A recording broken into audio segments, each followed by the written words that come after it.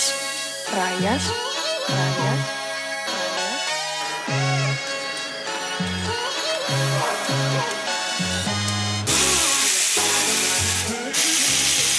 So this U-Platform Mini, actually brand new. We're having to replace the front electric drive motor and a few other bits and pieces because it was involved in a crash.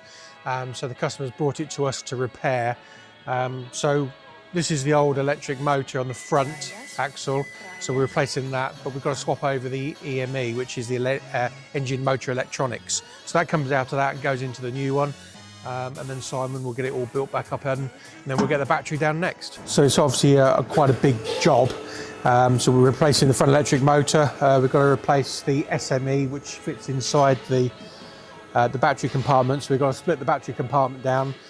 So all the parts here, nice brand new electric motor. We're having to change the wire loom because that's part of the repair as well.